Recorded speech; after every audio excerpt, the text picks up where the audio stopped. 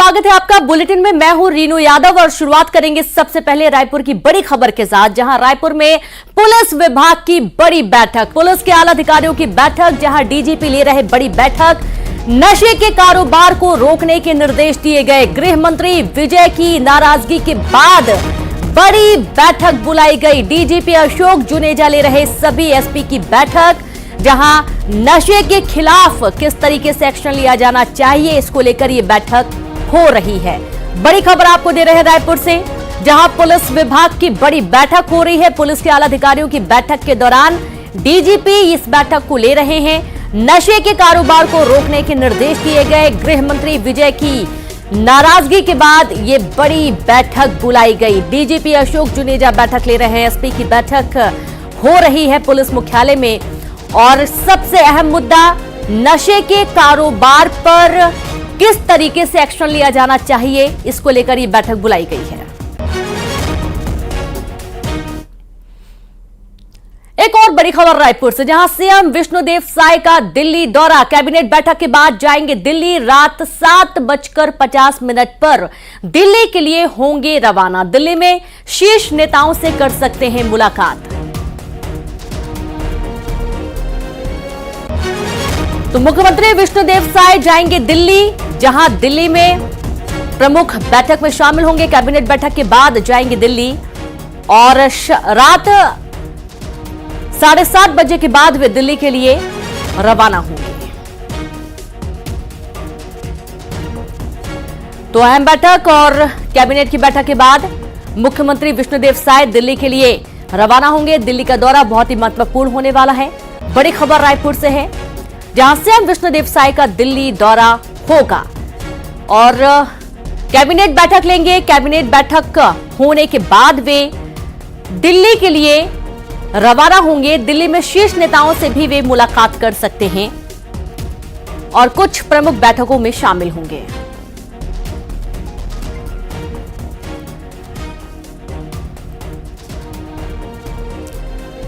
तो बड़ी खबर है रायपुर से, जहां दिल्ली रवाना होने से पहले कैबिनेट की प्रमुख बैठक मुख्यमंत्री विष्णुदेव साय लेंगे और इस बैठक के बाद दिल्ली के लिए रवाना हो जाएंगे। सीधे रुक करेंगे, संवाददाता तनु वर्मा जुड़ गई हैं। तनु, आज रात दिल्ली के लिए रवाना होंगे सीएम, और उसके पहले कैबिनेट की प्रमुख बैठक।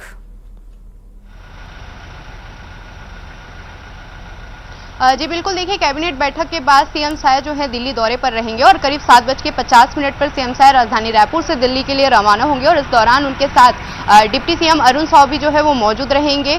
दिल्ली में सीएम साय प्रधानमंत्री नरेंद्र मोदी और केंद्रीय गृह मंत्री अमित शाह से मुलाकात कर सकते हैं। इसके साथ ही चुनाव प्रभारी मनसुख मांडविया से भी उनकी मुलाकात हो सकती है, और इस दौरान छत्तीसगढ़ में अब तक क्या कुछ काम हुए इसकी जानकारी जो है सीएम साय वहां दे सकते हैं। इसके साथ ही लोकसभा चुनाव को लेकर अब तक जितने भी काम हुए इसकी रिपोर्ट देंगे। साथ ही 22 जनवरी को अयोध्या में होने वाले राम मंदिर के प्राण प्रतिष्ठा को लेकर भी आवश्यक दिशा निर्देश जो है वो दिए जा सकते हैं, क्योंकि 22 जनवरी को छत्तीसगढ़ में ड्राई डे जो है वो घोषित किया गया है। ऐसे में इस दिन क्या कुछ बड़े आयोजन होंगे इसकी भी जानकारी जो है ली जा सकती है। और आगे लोकसभा चुनाव है, ऐसे में लोकसभा चुनाव को लेकर भी क्या कुछ रणनीति है इस पर भी चर्चा हो सकती है, क्योंकि 2023 के विधानसभा चुनाव में बीजेपी का एक बेहतर प्रदर्शन रहा है। ऐसे में लोकसभा चुनाव में भी बेहतर प्रदर्शन को लेकर भी वहां पर रणनीति बन सकती है, क्योंकि 2019 के लोकसभा चुनाव में बीजेपी ने 11 सीटों में 9 सीटों में जीत हासिल की थी, और 2 सीट जो है कांग्रेस के खाते में गई थी। ऐसे में इन सभी मुद्दों को लेकर जो है आज दिल्ली में चर्चा हो सकती है, और मोदी की गारंटी को जल्द से जल्द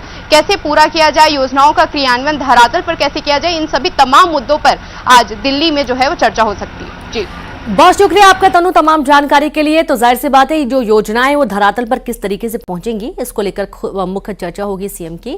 और चलिए अगली बड़ी खबर का हम रुख करेंगे, बात करेंगे रायपुर में बीजेपी का कार्यकर्ता सम्मान समारोह का आयोजन। बीजेपी रायपुर संभाग में कार्यकर्ता सम्मान समारोह का आयोजन होने जा रहा है, जिसमें मुख्यमंत्री विष्णुदेव साय, डिप्टी सीएम अरुण साव, विजय शर्मा, प्रदेश अध्यक्ष किरण देव सिंह और सभी मंत्री शिरकत करेंगे। कार्यकर्ताओं का अभिनंदन होगा, और अब तक बस्तर, दुर्ग, सरगुजा और बिलासपुर में समारोह का आयोजन हो चुका है। बलबीर सिंह जुनेजा स्टेडियम में यह सम्मेलन होने जा रहा है, और ये सम्मेलन जो हो रहा है आप देखेंगे कि कार्यकर्ताओं को किस तरीके से और जोश से भर दिया जाए, उत्साहित कर दिया जाए। आगामी जो भी चुनाव पड़ेंगे, छत्तीसगढ़ के लिहाज से काफी महत्वपूर्ण होने वाली है और यही कारण है कि लगातार तमाम जिलों में बैठकें हुई। और अब जो सीधी तस्वीर आप देख पा रहे हैं, ये रायपुर से लाइव तस्वीरें हैं, जहां बीजेपी कार्यकर्ता सम्मान समारोह की बेहद खास तस्वीर आपको दिखा रहे हैं। सबसे पहले न्यूज़ 18 आपको ये तस्वीरें दिखा रहा है और आप देखिए स्वागत, वंदन, अभिनंदन की ये जोरदार तस्वीरें। और इस वक्त स्क्रीन पर आप देखेंगे कि मुख्यमंत्री स्टेज पर हैं और अन्य जो मंत्री हैं, दिग्गज हैं, वो भी मौके पर मौजूद हैं। तो बीजेपी का कार्यकर्ता सम्मेलन समारोह इसलिए भी बहुत महत्वपूर्ण है क्योंकि बीजेपी पुख्ता रणनीति के लिए जानी जाती है और उसी रणनीति को और चुस्त दुरुस्त करने के लिए यह सम्मेलन बुलाया गया है। और चलिए और कुछ खबरों का रुख करेंगे। बात करेंगे गरियाबंद में दोस्तों ने की दोस्त की हत्या। दो नाबालिग दोस्तों ने दोस्त की हत्या कर दी, डंडे और कुल्हाड़ी से वार कर हत्या की। आपसी विवाद के बाद दिया वारदात को अंजाम। दोनों नाबालिग आरोपी पुलिस गिरफ्त में। प्रेम प्रसंग और जमीन विवाद का मामला। देवभोग थाने के पोड़ा गुड़ा गांव का पूरा मामला सामने आया है, जहां आप देखेंगे कि दोस्तों ने मिलकर दोस्त की हत्या कर दी। और बहुत ही आश्चर्य की बात है, दो नाबालिग दोस्तों ने दोस्त की हत्या की है। डंडे और कुल्हाड़ी से बेरहमी से वार कर हत्या की गई। आपसी विवाद के बाद वारदात को अंजाम दिया गया। दोनों नाबालिग आरोपी पुलिस गिरफ्त में। प्रेम प्रसंग और जमीन विवाद का ये पूरा मामला बताया गया है। देवभोग थाने के पोड़ा गुड़ा गांव का पूरा मामला सामने आया है। बड़ी खबर भिलाई से है, जहां भिलाई इस्पात संयंत्र में हुआ बड़ा हादसा। यूआरएम के फिनिशिंग क्षेत्र में हुआ हादसा। क्रेन के हुक से टकराने पर ठेका श्रमिक घायल हो गया। गंभीर हालत में श्रमिक को सेक्टर 9 अस्पताल भिजवाया गया। अस्पताल के आईसीयू में इलाज जारी है। और ज्यादा जानकारी के साथ संवाददाता मिथिलेश जुड़ गए। मिथिलेश, एक बार फिर से भिलाई इस्पात संयंत्र में बड़ा हादसा हुआ, कैसे यह हादसा हुआ है? देखिए, आज सुबह ये करीब 11:30 बजे का मामला है, जब एक श्रमिक वहां पे काम कर रहा था। यूआरएम है, यूनिवर्सल रेल मिल ये कहलाता है, वहां पर ये काम चल रहा था। उसी दौरान ट्रेन के हुक से ये टकरा गया, जिससे गंभीर रूप से घायल हो गया। कई इसकी हड्डियां टूट गई है। काफी गंभीर अवस्था में इसको भिलाई के सेक्टर 9 अस्पताल में दाखिल कराया गया है, जहां पर आईसीयू में इलाज जारी है। लगातार भिलाई इस्पात संयंत्र में देखा गया है अक्सर की इस तरह की घटनाएं जो आम हो गई है, लगातार घटनाएं हो रही है एक के बाद एक, जो कहीं ना कहीं चिंता का विषय जरूर है। ठेका श्रमिक का किस कंडीशन में ये हुआ है, ये हादसा, ये फिलहाल जांच की जा रही है और जांच के बाद में आगे की कार्रवाई की जाएगी। लेकिन ये जरूर चिंता का विषय है कि भिलाई इस्पात संयंत्र में जो लगातार हादसे हो रहे हैं, कहीं न कहीं इसमें ध्यान देने की और बेहद आवश्यक है। इसमें बहुत शुक्रिया आपका मिथिलेश जानकारी के लिए। तो जाहिर सी बात है, बहुत ज्यादा ध्यान देने की जरूरत है क्योंकि जिस तरीके से लापरवाहियां होती हैं, इसमें कई मजदूरों की जान पर भी बनाती है। और ऐसे कुछ एक बार फिर से मामला सामने आया जहां एक बड़ा हादसा हुआ। और अब बात करेंगे बलरामपुर की। बलरामपुर में सड़क हादसा हुआ। अनियंत्रित होकर पलटी टूरिस्ट बस। पिकअप वाहन को बचाने के चक्कर में बस पलट गई। बस में 42 यात्री सवार थे। बड़ा हादसा टला, सभी सुरक्षित हैं यात्री। दुर्ग बालोद से होकर यूपी धाम दर्शन के लिए निकले थे टूरिस्ट। खरहरा नदी के पास यह हादसा हुआ है। तो बड़ी खबर आपको दे रहे हैं बलरामपुर से, जहां बड़ा हादसा, सड़क हादसा सामने आया। अनियंत्रित होकर पलटी टूरिस्ट बस। पिकअप वाहन को बचाने के दौरान ये बस पलट गई। इसमें कई यात्री सवार थे। तकरीबन 42 यात्रियों के सवार होने की जानकारी और सभी सुरक्षित हैं। गनीमत रही कि कोई भी जनहानि नहीं हुई। दुर्ग बालोद से होकर यूपी धाम दर्शन के लिए निकले थे टूरिस्ट।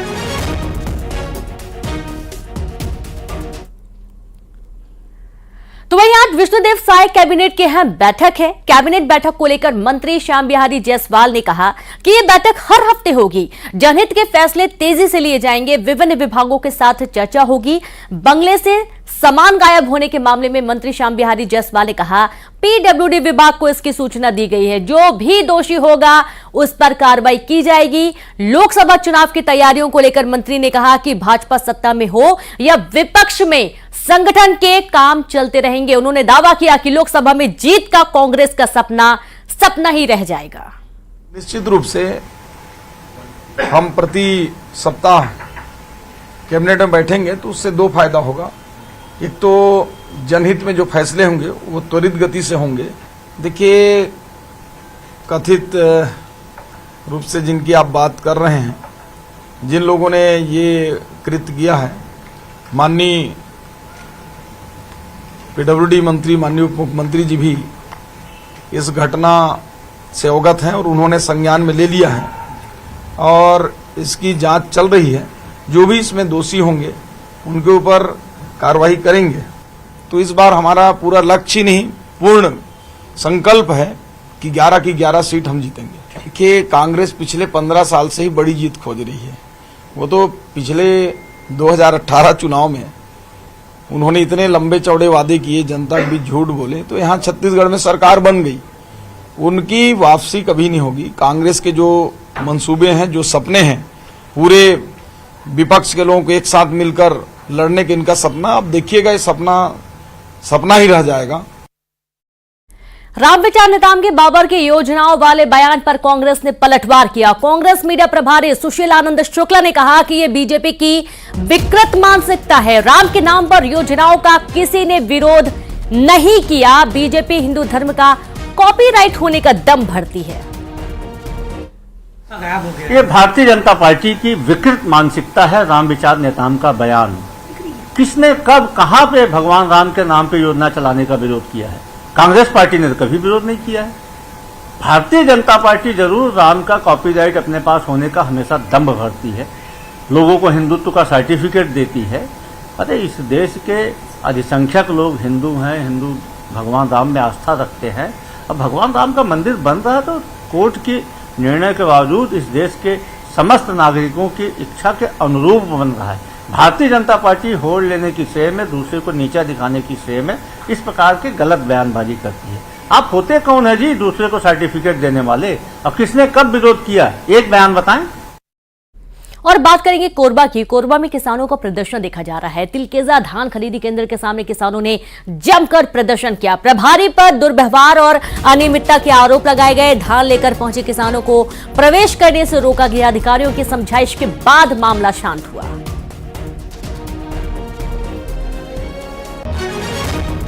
तो कोरबा में किसानों का प्रदर्शन, तिलकेजा धान खरीदी केंद्र के सामने किसानों का प्रदर्शन। प्रभारी पर लगाया दुर्व्यवहार और अनियमितता का आरोप। धान लेकर पहुंचे किसानों को प्रवेश करने से रोका गया। अधिकारियों की समझाइश के बाद मामला शांत हुआ।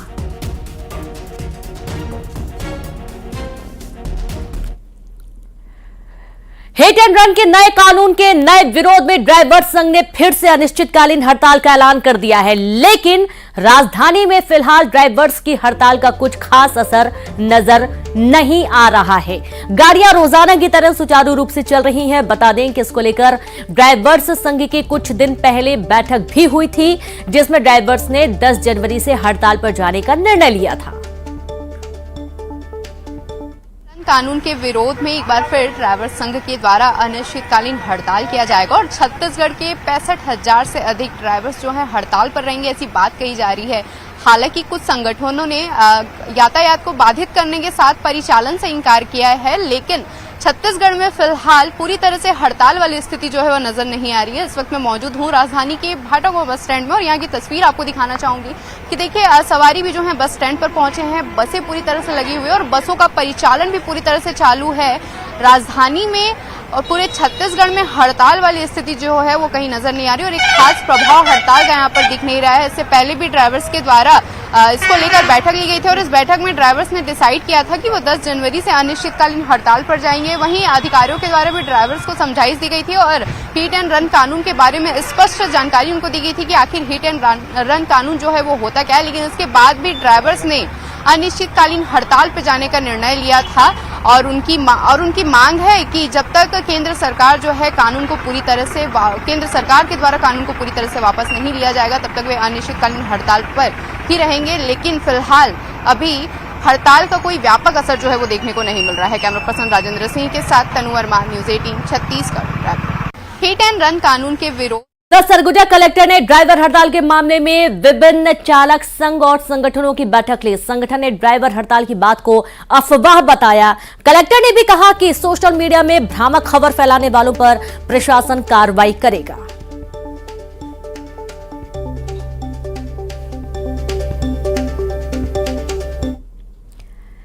तो डिप्टी सीएम अरुण साहब आज मुंगेली पहुंचे। यहां बीजेपी पदाधिकारियों और कार्यकर्ताओं ने उनका जोरदार स्वागत किया। वे प्रधानमंत्री जनजाति न्याय महाअभियान शिविर में शामिल होने के लिए यहां से खुड़िया रवाना हो गए। वे बैगा आदिवासियों की समस्याओं का निराकरण करेंगे। ये शिविर अचानक मार टाइगर रिजर्व खुड़िया वन क्षेत्र में होगा।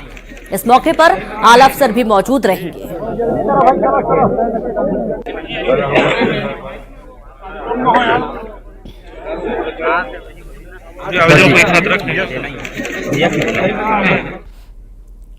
और बात करेंगे बलौदा बाजार में थाना गिधौरी पुलिस ने बड़ी कार्रवाई करते हुए एक गांजा तस्कर गिरोह का पर्दाफाश कर दिया, जहां पुलिस 89 किलो गांजे को कार से बरामद की, जिसकी कीमत 8,90,000 रुपए बताई जा रही है। कार्रवाई के दौरान कार छोड़कर 2 आरोपी फरार हो गए। पुलिस के मुताबिक छापेमारी के दौरान कार से 89 किलो गांजा बरामद हुआ, जिसकी कीमत 8,90,000 रुपए बताई गई। तो वहीं पुलिस ने कार्रवाई करते हुए कार को भी जब्त कर लिया है। तलाशी पंचनामा लेकर देखे तो देखे जिसमें 89 पैकेट फुल अवैध गांजा मादक पदार्थ भरा हुआ था। डिक्की में 82 पैकेट एवं पिछले सीट में अंदर में 7 पैकेट। इस प्रकार 89 किलो गांजा तौल पंचनामा समस्त पंचनामा कार्रवाई करके कार को गांजा को जब्त। धमतरी शहर से लगे हुए सोरम गांव पंचायत में बड़े पैमाने पर गबन का मामला सामने आया है। यहां गांव के मौजूदा सरपंच और पूर्व सरपंच पर लाखों रुपए हड़पने के आरोप लगे हैं। आरोपों से जुड़े कई दस्तावेज लेकर सोरम के ग्रामीणों ने जिला प्रशासन से शिकायत की और कार्रवाई की मांग की। ग्रामीणों का आरोप है कि सरपंच ने ग्राम विकास के लिए आए लाखों रुपए को अपने और अपने रिश्तेदारों के खातों में जमा करवाए। तो इस शिकायत के बाद धमतरी कलेक्टर ने जांच के बाद कार्रवाई की बात कही है।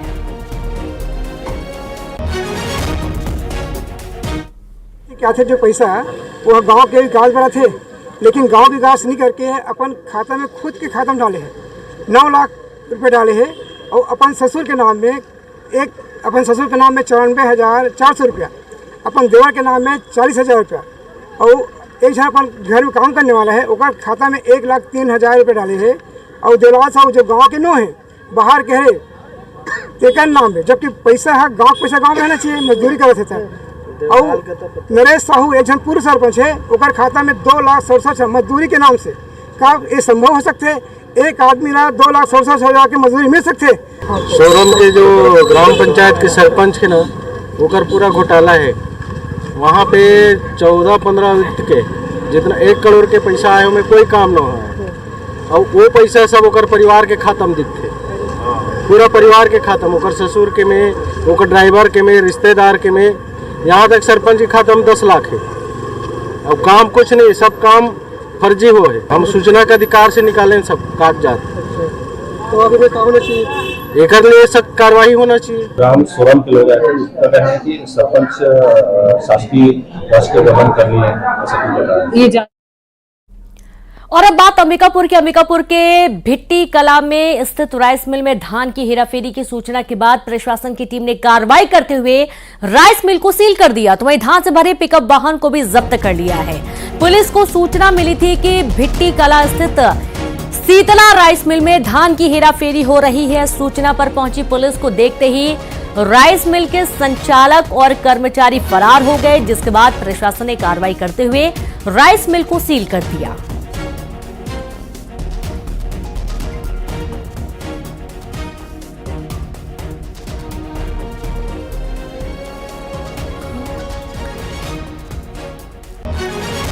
और अब बात करेंगे अंबिकापुर से बड़ी खबर की, जहां बस ने ट्रक को पीछे से टक्कर मारी। स्कूटी सवार को बचाने के चक्कर में यह हादसा हुआ। हादसे के बाद यात्रियों में अफरा तफरी मच गई। अंबिकापुर से गढ़वा जा रही थी बस। हादसे में 6 से ज्यादा यात्री घायल बताए गए हैं। शहर के रिंग रोड पॉलिटेक्निक कॉलेज के पास ये घटना हुई है।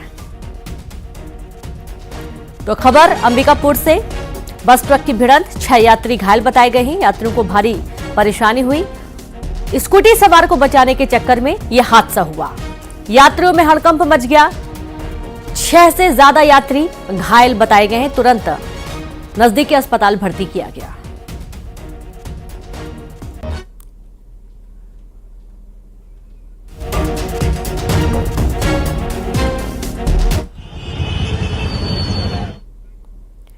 देश भर में विकसित भारत संकल्प यात्रा कार्यक्रम में हाल ही में पीएम मोदी ने कांकेर जिले की हितग्राही भूमिका भुआरे के साथ संवाद किया।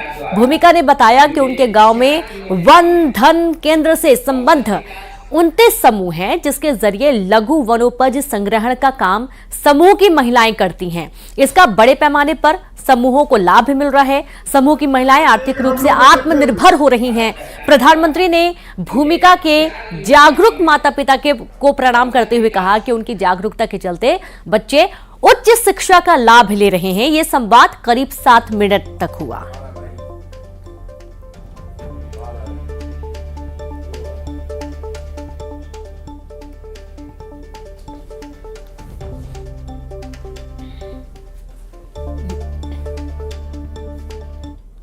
अच्छा लग रहा है। मैं उनको बहुत धन्यवाद देना चाहती हूँ कि उन्होंने मुझे मौका दिया बात करने का।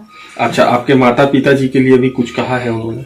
जी, उन्होंने कहा कि आपकी बेटी और बेटे को बहुत पढ़ाइए लिखाइए और आज यहाँ तक पहुँचे हैं आप लोग के कारण करके बोले हैं। अच्छा, तो माता मम्मी पापा को आपने ये बात बताई? जी, मम्मी मेरे साथ गई थी। तो आगे आप प्रधानमंत्री जी से आपने चर्चा की है, अब आगे और क्या करने की इच्छा है आपकी? आगे हम अपने समूह को आगे ले जाने के लिए चर्चा करेंगे। अयोध्या में 22 जनवरी को राम मंदिर में प्राण प्रतिष्ठा होगी। इसे लेकर रायपुर में भी उत्साह देखने को मिल रहा है। मंदिरों के अलावा मॉल भी राममय हो गए हैं। मैग्नेटो मॉल में राम सेतु का दृश्य तैयार किया गया, साथ ही सोने से बनी लंका भी बनाई गई है। मॉल के अंदर पुष्पक विमान भी बनाया गया, जो लोगों के लिए आकर्षण का विषय बना हुआ है। लोग इसे देखने आ रहे हैं, बहुत पसंद भी कर रहे हैं।